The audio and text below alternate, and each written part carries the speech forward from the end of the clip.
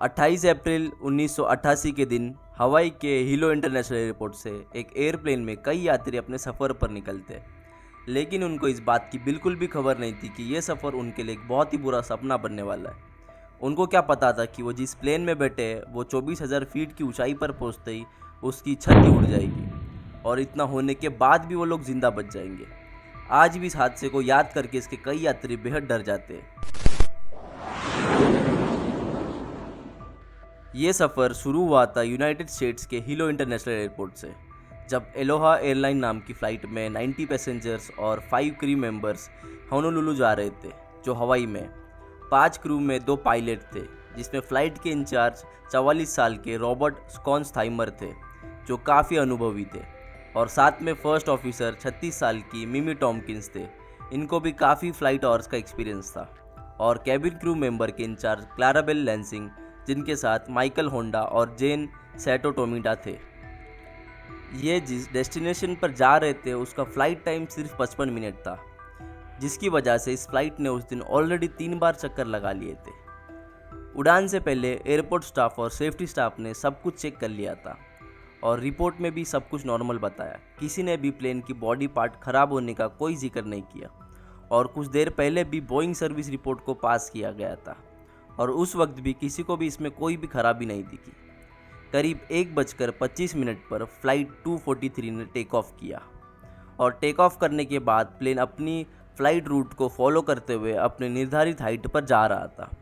जैसे कि आमतौर पर जब तक फ़्लाइट उसकी हाइट तक नहीं पहुंचता, तब तक किसी को भी सीट बेल्ट नहीं निकालना होता है।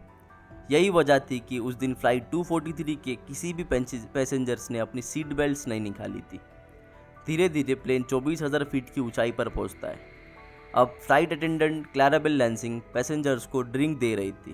तभी अचानक एक धमाका हुआ, और देखते ही देखते एक छोटे से क्रैक की वजह से फर्स्ट क्लास की कैबिन के ऊपर की छत और दीवार ही उड़ जाती है। और अब सभी उड़ते प्लेन में खुले आसमान के नीचे थे, जो कि बहुत ही दर्दनाक नज़ारा था। प्लेन की क्रू इंचार्ज क्लैराबेल लैंसिंग उसी वक्त प्लेन के एयर प्रेशर की वजह से प्लेन के बाहर उड़ जाती है, जिनकी बॉडी आज तक नहीं मिली। और प्लेन का जो टूटा मलबा और चीज़ें होती है वो पैसेंजर को तेज़ी से लगने लगती है। काफ़ी पैसेंजर उससे बहुत ज़्यादा चोटिल हो जाते हैं। ये मसला ख़त्म हुआ नहीं कि एक और आ गया, जो कि था ऑक्सीजन की कमी। क्योंकि प्लेन काफ़ी ऊंचाई पर था तो ऊपर ऑक्सीजन की कमी होती है, जिसके लिए प्लेन में ऑक्सीजन के मास्क तो होते हैं, लेकिन वो भी छत पर लगे होते हैं, जिसकी वजह से उनको एक एक सांस लेने में भी बहुत तकलीफ़ हो रही थी।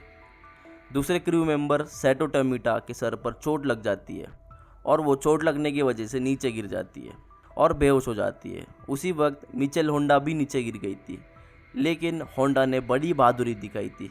इतनी तेज़ हवा से लड़कर भी सभी को लाइफ जैकेट और सीट बेल्ट के लिए वो मदद करने निकलती है, जिसमें कई दूसरे पैसेंजर्स ने भी उनका हाथ पकड़कर उनको सपोर्ट दिया।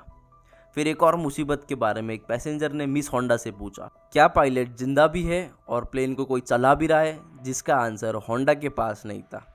जब यह हादसा हुआ तब प्लेन की छत के साथ कॉकपिट का डोर भी उड़ गया था, जिसके बाद जब पायलट ने पीछे मुड़कर देखा तो उनको भी खुला आसमान नज़र आया, और उन्होंने जल्दी ही ऑक्सीजन मास्क लगा लिए। ये ब्लास्ट होने की वजह से लेफ्ट इंजन भी बंद पड़ गया था। इस वक्त प्लेन को को पायलट टॉम्किन चला रहे थे, लेकिन कैप्टन रॉबर्ट ने कंट्रोल्स उनके पास ले लिए और इमरजेंसी लैंडिंग के लिए कांटेक्ट करने की कोशिश की, लेकिन बहुत ज़्यादा शोर होने की वजह से एटीसी को कुछ समझ नहीं आया। फिर रॉबर्ट ने पास के कानुली एयरपोर्ट को इमरजेंसी कोड भेज दिए, और तेज़ी से प्लेन अपनी ऊंचाई कम करने लगा, और जिससे पैसेंजर की ऑक्सीजन की कमी भी कम हुई, और उनको ये भी पता चल गया कि अब तक कोई प्लेन को ऑपरेट कर रहा है। लेकिन ये लैंडिंग बहुत ज़्यादा मुश्किल थी, क्योंकि लेफ़्ट इंजन बंद हो गया था, और उनको ये बात का भी पता नहीं था कि लैंडिंग गियर काम कर रहे या नहीं। फिर भी लैंडिंग गियर ऑलरेडी ओपन हो चुके थे, जिसकी वजह से उन्होंने प्लेन को सक्सेसफुली लैंड करवा दिया, और सारे पैसेंजर्स को इवैक्यूएट करना शुरू हो गया, जिसके लिए सिर्फ 2 एम्बुलेंस थी। करीब 65 पैसेंजर्स जख्मी थे, लेकिन 8 पैसेंजर्स बहुत ही ज़्यादा सीरियस थे, और उनको हॉस्पिटल ले जाया गया। हैरानी की बात यह थी कि इतने बड़े हादसे में सिर्फ एक ही इंसान की जान गई थी, और बाकी सब बच गए, जिसका जो क्रेडिट है वो प्लेन के दोनों पायलट और क्रू को जाता है। अब जानते हैं कि क्या वजह थी जिसकी वजह से इतना बड़ा हादसा हुआ था। एलोहा एयरलाइंस के ये जिस प्लेन के साथ हादसा हुआ था उसने अपने पूरे सर्विस में 90,000 से भी ज़्यादा बार टेक ऑफ और लैंड किया था, जो नॉर्मल से 3 गुना ज़्यादा है। लेकिन ये शॉर्ट डिस्टेंस ट्रैवल था। इसने करीब 35,496 किलोमीटर की टोटल दूरी पार की थी। प्लेन ने काफ़ी बार उड़ान भरी थी, जिसमें बार बार टेम्परेचर चेंजेस होते हैं जो कि मेटल्स को कमज़ोर कर देते हैं।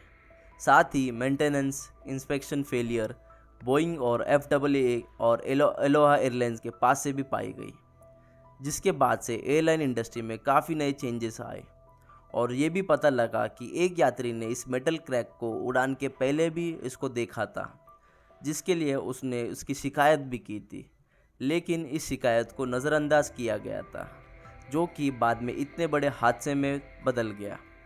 अगर आपको ये वीडियो अच्छी लगी तो प्लीज़ चैनल को सब्सक्राइब करें और दूसरों के साथ शेयर भी कर दें। तो आज के लिए बस इतना ही, हम मिलेंगे नेक्स्ट वीडियो में।